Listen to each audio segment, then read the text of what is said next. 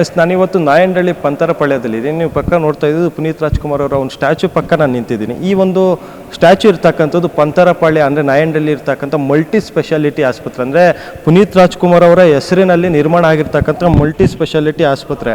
ಆದರೆ ಆಸ್ಪತ್ರೆ ಪರಿಸ್ಥಿತಿ ಹೇಗಿದೆ ಅಂತ ನಿಮ್ಗೆ ತೋರಿಸ್ತಾ ಹೋಗ್ತೀನಿ. 2023ರಲ್ಲಿ ಈ ಒಂದು ಆಸ್ಪತ್ರೆ ಇನಾಗ್ರೇಷನ್ ಆಗ್ತದೆ. ಈ ಇನಾಗ್ರೇಷನ್ ಬೊಮ್ಮಾಯಿ ಅಂದರೆ ಅಂದಿನ ಮುಖ್ಯಮಂತ್ರಿ BJP ಸರ್ಕಾರ ಏನಿತ್ತು, ಬೊಮ್ಮಾಯಿ ಅವರು ಈ ಒಂದು ಆಸ್ಪತ್ರೆ ಇನಾಗ್ರೇಷನ್ ಮಾಡ್ತಾರೆ.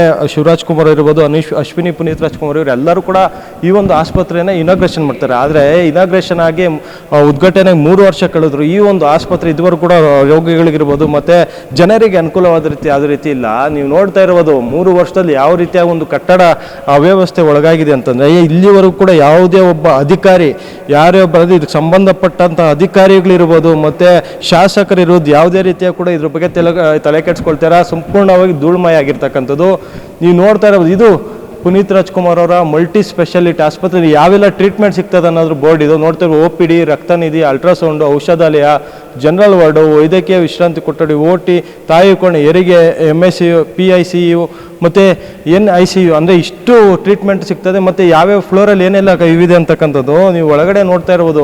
ಇನಾಗ್ರೇಷನ್ ಅಂದರೆ ಕಟ್ಟಡ ನಿರ್ಮಾಣದ ಸಂದರ್ಭದಲ್ಲಿ ಏನೋ ಒಂದು ಸರಳುಗಳೇನಿದ್ವು ಅವೆಲ್ಲನೂ ಪೇಪರ್ಗಳೇನಿದ್ದು ಇನ್ನೂ ಹಾಗೇ ಇದೆ. ಮತ್ತು ಇಲ್ಲಿ ಯಾರೋ ಒಬ್ಬರು ಸೆಕ್ಯೂರಿಟಿ ಏನಿದ್ದಾರೆ ಅವರು ಮಾತ್ರ ಪ್ರತಿನಿತ್ಯ ಬಂದು ಕಸ ತಳ್ಳುವಂಥದ್ದು ಮತ್ತು ಏನೆಲ್ಲ ಧೂಳಿದೆ ಅವನ್ನೆಲ್ಲ ತಳ್ಳುವಂಥ ಪ್ರಯತ್ನ ಮಾಡ್ತಾರೆ. ಮತ್ತು ಇಲ್ಲಿ ನೋಡ್ತಾ ಇರೋದು ಇದು ಕೂಡ ಮದ್ಯದ ಇಲ್ಲೊಂದು ಕಡೆ ಏನು ಮದ್ಯ ವ್ಯಸನಗಳ ಅವ್ಯವಸ್ಥೆ ತಾಣ ಆಗಿದೆ ಅಂತಕ್ಕಂಥ ನೋಡ್ತಾ ಇರ್ಬೋದು. ಅಲ್ಲೇ ಒಂದು ಇದು ಪ್ಯಾಕೆಟ್ ಕೂಡ ಬಿದ್ದಿರತಕ್ಕಂಥದ್ದು.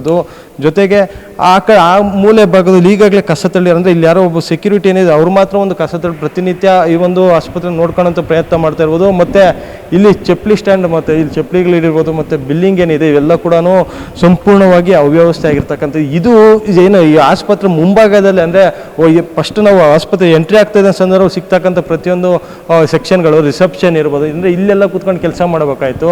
ಆದರೆ ಈ ಒಂದು ಪುನೀತ್ ರಾಜ್ಕುಮಾರ್ ಅವ್ರ ಹೆಸರಿಗೇನೆ ಅವಮಾನ ಮಾಡ್ತಾ ಇದ್ದಾರೆ GBA ಅಂತಕ್ಕಂಥದ್ದು. ಯಾಕಂತ ನೋಡ್ತಾ ಇರೋ ಲೋಗೋ ಕೂಡ GBA.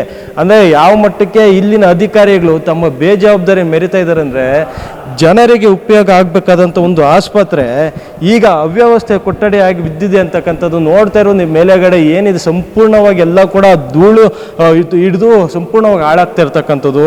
ಈ ರೀತಿಯಾದಂಥ ಒಂದು ಸಂಪೂರ್ಣವಾದ ಒಂದು ಒಳ್ಳೆ ಆಸ್ಪತ್ರೆ ಈ ರೀತಿ ಜನರಿಗೆ ಅನುಕೂಲವಾಗದಂಥ ರೀತಿಯಲ್ಲಿ ಈಗ ಇರ್ತಕ್ಕಂಥದ್ದು.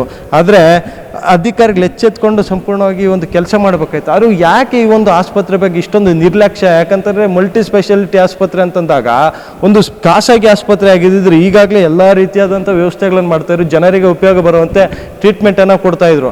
ಆದರೆ ಇಲ್ಲಿ ಏನು ಜನರಿಗೆ ಬೇಕಾದಂಥ ಅಂದರೆ ತುಂಬ ಕಡಿಮೆ ಖರ್ಚಿನಲ್ಲಿ ಆಗ್ತಕ್ಕಂಥ ಒಂದಷ್ಟೇನು ಲಾಭ ಏನು ಅಂದರೆ ಕಡಿಮೆ ಖರ್ಚಿನಲ್ಲಿ ಒಂದು ಟ್ರೀಟ್ಮೆಂಟ್ ಏನು ಸಿಗ್ತಾಯಿತ್ತು, ಆ ಟ್ರೀಟ್ಮೆಂಟ್ ಕೂಡ ಸಂಪೂರ್ಣವಾಗಿ ಈಗ ಜನಕ್ಕೆ ಬರ್ತಾ ಇಲ್ಲ. ಮತ್ತು ನೀವು ನೋಡ್ತಾ ಇರೋ ಒಳಗಡೆ ಸಂಪೂರ್ಣವಾಗಿ ಏನು ಒಂದು ಒಳ್ಳೆ ಖಾಸಗಿ ಆಸ್ಪತ್ರೆ ನಿರ್ಮಾಣ ಆದರೆ ಹೇಗಿರುತ್ತೆ ಹಾಗೇ ಒಂದು ಆಸ್ಪತ್ರೆ ಇರ್ತಕ್ಕಂಥದ್ದು. ಆದರೆ ಜನರಿಗೆ ಉಪಯೋಗಕ್ಕೆ ಇದುವರೆಗೂ ಬಂದಿಲ್ಲ. ಜೊತೆಗೆ ಏನು 100 ಕೋಟಿ ಖರ್ಚುಗಳು ಮಾಡಿ ಏನು ಸರ್ಕಾರಗಳು ಒಂದು ಆಸ್ಪತ್ರೆ ಮಾಡೋದಿರ್ಬೋದು, ಯಾವುದೇ ಒಂದು ಕಾಮಗಾರಿ ಮಾಡೋದಿರ್ಬೋದು ಮಾಡ್ತಾರೆ ಹೊರತು ಆ ಒಂದು ಆಸ್ಪತ್ರೆ ಯಾಕೆ ಇನಾಗ್ರೇಷನ್ ಆದಮೇಲೆ ಸಂಪೂರ್ಣವಾಗಿ ಜನರಿಗೆ ಅವೈಲೇಬಿಲಿಟಿ ಏನಿದೆ ಅವ್ರಿಗೆ ಬೇಕಾದಂಥ ರೀತಿಯಲ್ಲಿ ಯಾಕೆ ಮಾಡ್ತಿಲ್ಲ ಅಂತಕ್ಕಂಥ ಪ್ರಶ್ನೆ ಕೂಡ ಮೂಡ್ತದೆ ನಮಗೆ.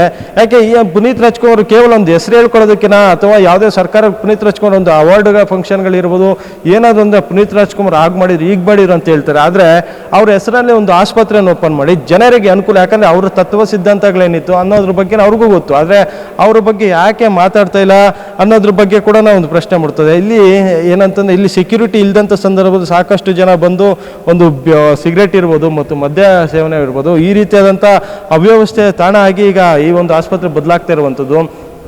ಜೊತೆಗೆ ಯಾವುದೇ ಖಾಸಗಿ ಆಸ್ಪತ್ರೆಗೂ ಯಾವುದೇ ಕಡಿಮೆ ಇಲ್ಲದಂಥ ರೀತಿಯಲ್ಲಿ ಒಂದು ಒಳ್ಳೆಯ ಕಟ್ಟಡ ಕಟ್ಟಿರ್ತಕ್ಕಂಥದ್ದು ಎಲ್ಲ ಒಂದು ಕಡೆ ಈಗ ಪುನೀತ್ ರಾಜ್ಕುಮಾರ್ ಅವ್ರ ಹೆಸರಿಗೆ ಅವಮಾನ ಮಾಡೋದಕ್ಕಂತಾನೆ ಈ ಒಂದು GBA ಇನ್ನೂ ಇದೆ ಅಂತಕ್ಕಂಥ ಪ್ರಶ್ನೆ ಸಹ ಮೂಡ್ತಾ ಇರ್ಬೋದು.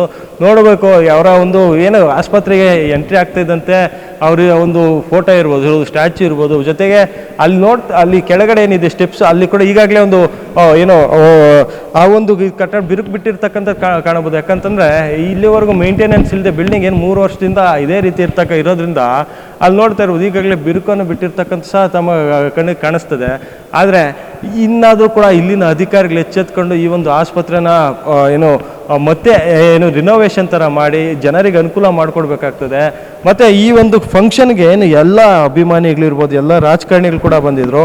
ಅದರಲ್ಲಿ ಅಶ್ವಿನಿ ಪುನೀತ್ ರಾಜ್ಕುಮಾರ್ ಇವರು ಎಲ್ಲ ಕೂಡ ಬಂದಿದ್ದರು. ಅವರಾದರೂ ಸ್ವಲ್ಪ ಎಚ್ಚೆತ್ಕೊಂಡು ಇಲ್ಲಿ ಸಂಬಂಧಪಟ್ಟಂಥ ಶಾಸಕರು ಇರ್ಬೋದು ಮತ್ತು ಅಧಿಕಾರಿಗಳೇ ಒಂದು ಮಾತನ್ನು ಹೇಳಿ ಈ ಒಂದು ಆಸ್ಪತ್ರೆ ಜನರಿಗೆ ಅನುಕೂಲ ಆಗೋ ರೀತಿ ಮಾಡ್ತಾರೆ ಅಂತಕ್ಕಂಥ ಸಹ ಕಾದು ನೋಡಬೇಕಾಗಿರುವಂಥದ್ದು.